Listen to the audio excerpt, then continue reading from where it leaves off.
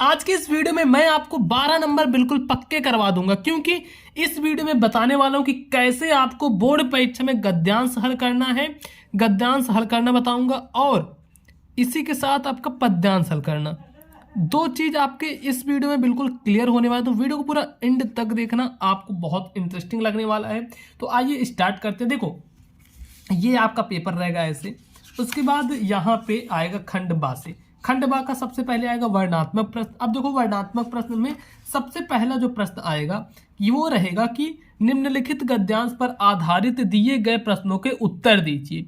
निम्नलिखित यहाँ पर गद्यांश है, तो गद्यांश पर आधारित दिए गए प्रश्नों के उत्तर दीजिए। इसमें दो गद्यांश रहेगा। मान लो एक पहला आ गया, आज हम इसी निर्मल शुद्ध शीतल, यह वाला, और एक गद्यांश है यह वाला। यह कोई बात नहीं है कि एक ही स्वभाव और रुचि के लोगों में ही मित्रता हो। अब देखो, मित्रता वाला करेंगे।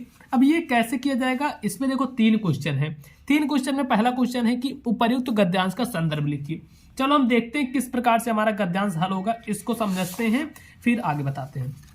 आपको सबसे पहले ऊपर काली पेन से डाल देना है, यहां से इसका स्टार्टिंग का उठाना है। यह कोई बात नहीं, तो यहां पर देखो यह कोई बात नहीं से लेकर डैश डैश करते जाना है। कहां तक? धीर उत्साही तक। धीर उत्साही तक, ताकि जो एग्जामिनर जो कॉपी चेक कर रहे हैं उसको समझ में आए कि आप कौन सा गद्यांश हल किए हो। इतनी चीजें हो गई। अब इसके बाद क्या है, इसका संदर्भ लिखना है। संदर्भ कैसे लिखोगे? देखो, संदर्भ लिखने के लिए संदर्भ डालना, हेडिंग, फिर नीली पेन से लिखना है प्रस्तुत गद्यांश हमारी पाठ्य पुस्तक हिंदी के गद्य खंड। अब गद्य खंड के आपको काली पेन से लिखना है। गद्य खंड में संकलित मित्रता नामक पाठ से लिया गया। अब ये जो मित्रता है इसको भी काली पेन से मित्रता नामक पाठ से लिया गया है, और इसके लेखक आचार्य रामचंद्र शुक्ल हैं। इसके लेखक कौन है? आचार्य रामचंद्र शुक्ल हैं। तो इस प्रकार से आपको करना है। क्या करोगे? संदर्भ में प्रस्तुत गद्यांश हमारी पाठ्य पुस्तक हिंदी के गद्य खंड में संकलित मित्रता नामक पाठ से लिया गया है और इसके लेखक आचार्य रामचंद्र शुक्ल हैं। अब इसके 2 नंबर आपको मिल जाएंगे पेपर में।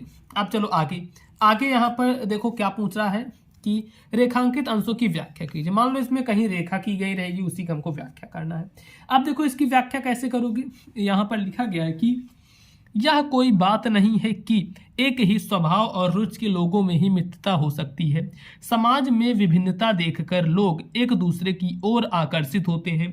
जो गुण हम में नहीं है, हम चाहते हैं कि कोई ऐसा मित्र मिले जिसमें वे गुण हों। और उसके बाद क्या है, चिंताशील मनुष्य प्रफुल्लित चित्त का साथ ढूंढता है, निर्बल बलि का और धीर उत्साही का। तो इस प्रकार से पूछा जा रहा है कि यह है। अब इसका आपको व्याख्या करना है, तो चलो देखते हैं कि इसका व्याख्या कैसे करोगे। यहां पर आपको डालना हेडिंग व्याख्या। इतनी हेडिंग आप डाल लेना व्याख्या। अब देखो उसके बाद क्या करना है, व्याख्या डालने के बाद फिर आना है आपको नीली पेन से लिखना है। देखो काली नीली पेन का के बाद अब आपको डालना है व्याख्या। डाल दिए इतना, नीली पेन से आना है। प्रस्तुत गद्यांश में आचार्य रामचंद्र शुक्ल ने मित्र के बारे में बताया है।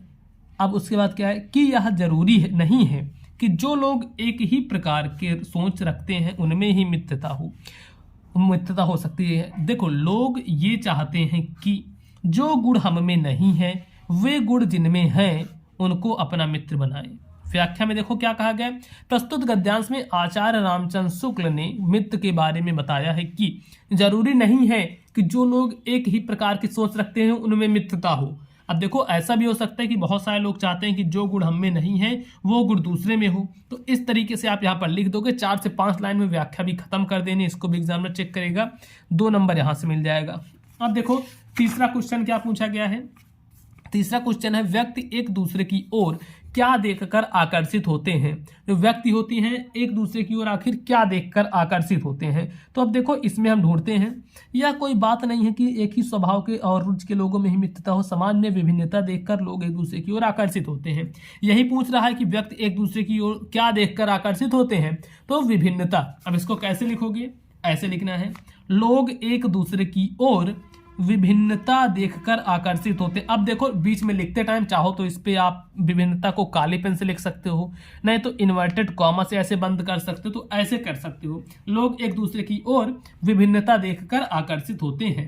अब इसके बाद देखो यह इसमें भी आपको 2 नंबर मिल जाएगा। टोटल जो गद्यांश है, गद्यांश के लिए 6 नंबर, 6 में से 6 नंबर आपको पूरा मिल जाएगा। अब इसके बाद आती है पद्यांश की बारी।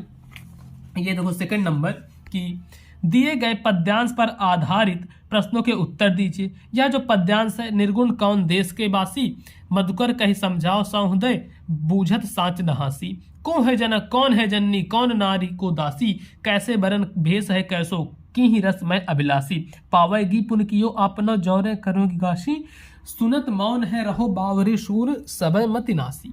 अब ये है, यह पद्यांश है। अब इस पद्यांश का कैसे हल करोगे, तो चलो इसको ही मैं बताता हूं।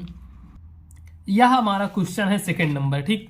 कौन सा क्वेश्चन है, सेकंड नंबर का क्वेश्चन है। यहाँ पर देखो दिया गया है सेकंड नंबर का, तो इसमें भी आपको ऐसे ही डालना है, प्रश्नोत्तर संख्या 2 इस तरीके से करना है। देखो मैं पूरा आपके लिए लिखा हुआ हूं अच्छे से, बहुत टाइम लगता है तो आप लोग वीडियो को लाइक जरूर से कर दिया करो, वीडियो को लाइक कर दिया करो, काफ़ी टाइम लगता है इन सब वीडियो को बनाने में, ठीक है। वीडियो पर आप क्या करना, लगभग 100 लाइक तो कर ही देना, ठीक। निर्गुण कौन, यहाँ से शुरू करते हैं। इसमें भी सेम ऐसे लिख देना, स्टार्टिंग का कुछ वर्ड, जैसे यहाँ पे है निर्गुण कौन देश के बासी से लेकर सूर सबय मति नासी तक, अब इतना आपको कर देना है। यहाँ पर देखो हमने लिख दिया निर्गुण कौन देश के बासी, अब उसके बाद यहाँ से लेकर सबय मति नासी। अब इसके बाद सबसे पहला इसमें देखते हैं क्वेश्चन क्या पूछ रहा है। सबसे पहला क्वेश्चन है उपर्युक्त पद्यांश का संदर्भ लिखिए। अब ये जो पद्यांश है इसका संदर्भ लिखना है, तो चलो देखते हैं कैसे करेंगे। संदर्भ ऐसे लिखा जाएगा, प्रस्तुत पद्यांश हमारी पाठ्य पुस्तक हिंदी के गद्य खंड। अब देखो गद्य खंड को हमने काली पेन से लिख दिया है, जो मेन पॉइंट रहेगा उसको काली पेन से जरूर लिखा जाएगा। प्रस्तुत पद्यांश हमारी पाठ्य पुस्तक हिंदी के गद्य खंड। अब देखो एक चीज ध्यान देना, यहाँ पर गद्य खंड नहीं, यहाँ पद्य खंड रहेगा। यहाँ पर गलती से गद्य खंड आ गया है, क्योंकि यह पद्यांश का है तो पद्य रहेगा।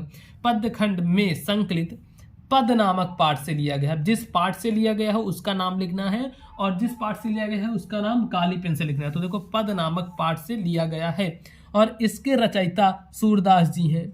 इसके रचयिता कौन है, सूरदास जी हैं। और एक चीज जो बहुत सारे बच्चे गलती करते हैं, यहाँ पर लिख देंगे कि इसके लेखक सूरदास जी हैं। अब देखो जो पद्यांश है, पद्यांश के लेखक नहीं, पद्यांश के रचयिता होते हैं। पद्यांश के क्या होते हैं, रचयिता होते हैं। तो ऐसे लिखना है इसके रचयिता सूरदास जी हैं। तो संदर्भ आपका यहीं पे होता है समाप्त। इसी प्रकार से लिखना है, प्रस्तुत पद्यांश हमारी पाठ्य पुस्तक हिंदी के गद्य खंड में संकलित पद नामक पाठ से लिया गया है, इसके रचयिता सूरदास जी हैं। ऐसे हो गया आपका संदर्भ, और संदर्भ लिखने के 2 नंबर मिल जाएंगे। फिर आता है हमारा व्याख्या करने का। अब देखो व्याख्या में इसकी हमें व्याख्या करनी है, या जो है इसकी व्याख्या करनी है। निर्गुण कौन देश के बासी, मधुकर कही समझाए सौहृदय, बूझत साच नहासी। अब इसमें क्या है, जो गोपियां हैं वह उद्धव से कुछ पूछ रही हैं। अब देखो क्या पूछ रही हैं, वह इसमें हमें बताया गया है कि गोपियां उद्धव से पूछती हैं कि हे उद्धव, तुम यह बताओ तुम्हारा वह जो निर्गुण ब्रह्म है वह किस देश का रहने वाला है, वह किस देश का रहने वाला है, और हम तुमको शपथ दिलाकर सच सच पूछ रही हूँ। हम तुमको शपथ दिलाकर सच सच पूछ रही हूँ, कोई मजाक नहीं कर रही हूँ। देखो यहाँ पर लिखा गया है, मधुकर कही समझाए सौहृदय, सौह मतलब कसम देकर, बूझती, बूझत मतलब पूछना, साच नहा से, सच पूछ रही हूँ ना कि झूठ पूछ रही हूँ, तो आप मुझे सच सच बता दो। यही कहा जा रहा है कि हम तुमको शपथ दिलाकर सच सच पूछ रही हूँ, हम तुमको शपथ दिलाकर सच सच पूछ रही हूँ, कोई मजाक नहीं कर रही हैं, ठीक है, कोई मजाक नहीं कर रही हूँ। तुम यह बताओ कि वह उस निर्गुण का पिता कौन है। यहाँ पर देखो यही दिया है, कौ है जनक मतलब उसका पिता कौन है, कौ है जननी कौन उनकी माता है, कौ नारी उनकी पत्नी कौन है, कौ दासी उनकी दासी कौन है। यहाँ पर देखो लिखा गया है, तुम यह बताओ कि उस निर्गुण का पिता कौन है, कौ है पितो, कौ है जनक तो मतलब उनका पिता कौन है।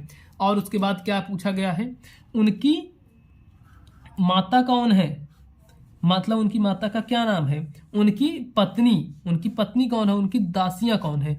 यह सब चीजें पूछी जा रही हैं। और उसके बाद क्या है, उस निर्गुण ब्रह्म का रंग कैसा है, उसका रंग मतलब वह दिखने में कैसा है, किस प्रकार से वह दिखने में है। और उसके बाद उसकी वेशभूषा कैसी है। यह सब क्या पूछ रहे हैं, जो गोपियां हैं वह उद्धव से पूछ रही हैं उसकी वेशभूषा कैसी है, और उसकी किस रस में रुचि है, मतलब किस चीज में उसकी रुचि है। तो यह सब चीजें उससे पूछी जा रही हैं। अब देखो आगे जो इसके बाद तीसरा, इसमें भी क्या है, पूरा सही है, 2 नंबर यहाँ पे भी आपको मिल जाएगा। ऐसे सेम टू सेम लिखना है दोस्तों, नंबर तो यार पूरे मिलेंगे, नंबर दिलाने की गारंटी मेरी है, अगर आप ऐसे लिखे रहोगे तो पूरे नंबर मिलेंगे ही। थर्ड क्वेश्चन है, मधुकर शब्द का क्या अर्थ है। अब देखो इसमें जो मधुकर आया है, कहाँ आया है, ये देखो मधुकर का ही समझाए समझ, मधुकर शब्द का क्या अर्थ है इसमें। अब देखो मधुकर शब्द का अर्थ होता है भ्रमर, जो यात्रा करता है, यहां से वहां जाता है तो भ्रमर। और यहां पर किसके लिए प्रयोग किया गया है, उद्धव के लिए प्रयोग किया गया है, क्योंकि जो उद्धव है वो आए हैं तो इनके लिए प्रयोग किया गया है, इसका अर्थ होता है भ्रमर। तो इस प्रकार से आपको पद्यांश करना है। अब देखो इसके भी 2 नंबर यहाँ पे मिल जाएगा। तो यह टोटल कितने नंबर का था, ये टोटल था 6 नंबर के लिए, तो 6 नंबर इसमें भी मिल जाएगा। तो अब देखो 6 नंबर आपका मिला गद्यांश से और 6 नंबर मिला पद्यांश से, टोटल हो गए 12 मार्क, 12 नंबर आपके हो गए। तो इस प्रकार से करना है। बाकी दोस्तों वीडियो को लाइक करना यार, आप प्लेलिस्ट में जाओ, जो आपको हिंदी की वीडियोस अगर देखनी है तो सारी वीडियोस मिल जाएंगी, इंग्लिश की ही मिल जाएगी। आपके 2024 बोर्ड एग्जाम की बहुत तगड़े तरीके से स्टूडेंट तैयारी कराई जा रही, तो जल्दी से जाकर आप वहां पर देख सकते हो। बाकी वीडियो अच्छी लगे तो वीडियो को लाइक करना, चैनल पर नए आए तो चैनल को सब्सक्राइब कर लेना। और एक चीज, इंस्टाग्राम अगर आप चलाते हो तो वहां पर सर्च करना पीयूष मौर्य 1001, मेरी आईडी आ जाएगी। आपको कहीं भी कुछ भी अगर प्रॉब्लम आती है तो डायरेक्टली आप मुझे वहां पर मैसेज कर सकते हैं, मैं आपके मैसेज का रिप्लाई दे दूंगा। तो फिलहाल दोस्तों आज के वीडियो में इतना ही, अब मिलते हैं हम आपसे और किसी नेक्स्ट वीडियो में। तब तक आप अपनी स्टडी बहुत ही अच्छे तरीके से करते रहिए।